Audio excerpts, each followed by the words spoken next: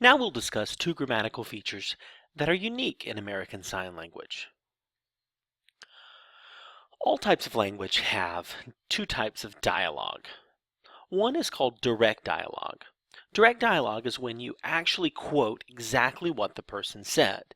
You said, "My mom said, son, pay attention," or "My boss said, you're fired." You see, I actually say the exact words my mom said or my boss said. Whereas in indirect dialogue, you say, "My mom said that I should pay attention." I don't actually say my mom's words, I just sort of paraphrase what she said. Or, "My boss said that I was fired." That's not the exact words of my boss, but that's sort of a paraphrase from my perspective. ASL uses both indirect and direct dialogue. However, direct dialogue is by far more common than indirect dialogue. That is, ASL speakers become the person that they are quoting. They say the exact words as the person that they're quoting. We often refer to this as role shifting. This is when you turn to the side to quote someone. So when you're telling a story, and by story I don't just mean a story like, a fairy tale. I mean when you're just talking about what happened yesterday or saying what your boss said. When you're looking at your audience, you're looking at whoever you're talking to, you're the narrator. That's you. You're you. You're saying, "Hey, I did this. I went to the office yesterday. I did this. I did that." You're being yourself. You might talk about your boss. "My boss was there. My boss said this. My boss was that." But you're still yourself, speaking from your own perspective. But if you now want to tell exactly what your boss said, you're going to turn in some direction to take on the role. If you've pointed to the right to say that your boss is on your right, then that means you're going to turn your head to your left because you're becoming the boss.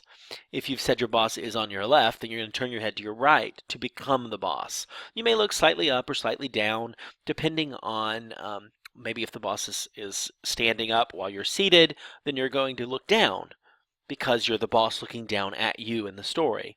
Maybe if your boss is sitting down and you're standing up, you're going to look up as you're the boss because your boss is seated in the story.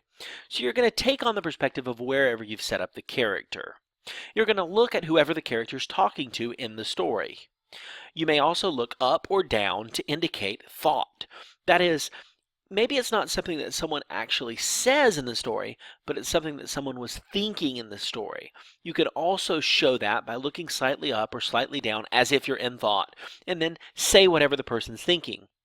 The audience who's watching you will understand that you're not actually quoting them, you're quoting what they're thinking. Sometimes, before you perform a role shift, a verb will be used to show that you're going to use one. For example, if you've said your mother is on your right, and you might say she said, and then turn to become your mother and sign. Or you might say she thought, and then turn to become your mother and look up to show what your mother was thinking. But oftentimes there's no trigger, no setup. Simply do the role shift. If it's clear that your mother is set up on your right, then you're going to shift your body toward the right while turning your head toward the left to take on the role of your mother and then show your mother's thoughts or say what your mother said in that conversation. Now, role shifting is tricky, so it requires a bit of practice. Remember, direct dialogue is very common in ASL, whereas the indirect dialogue, "she told me that," "he asked me if," those things are more uncommon, and they certainly don't use the English words that and if. Also, when you make a role shift, you need to be careful not to turn too far.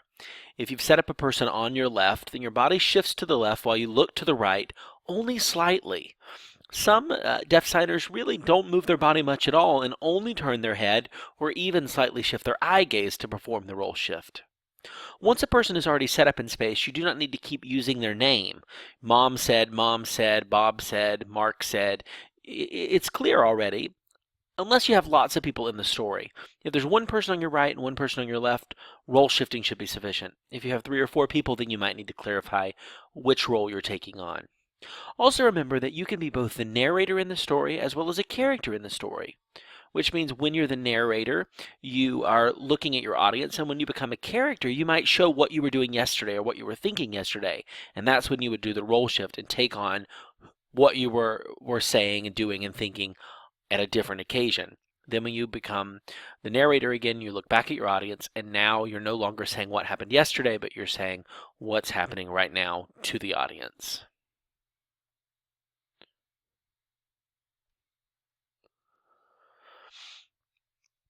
Surrogacy is a broader category that's related to role shifting, and it involves simply becoming a character, taking on the role of a character in a story or situation. It's often used to clarify or to add some sort of visual element to a description that you've given. So if, for example, I said, my baby was born yesterday, I might then act out what it was like to pick up and hold the baby and look at the baby. Now, at that moment, I'm taking on the role of who I was yesterday when the baby was born. If I say, my mother was so angry, I might sign that, but then I might show what she looked like when she was looking at me or saying something to me or being angry.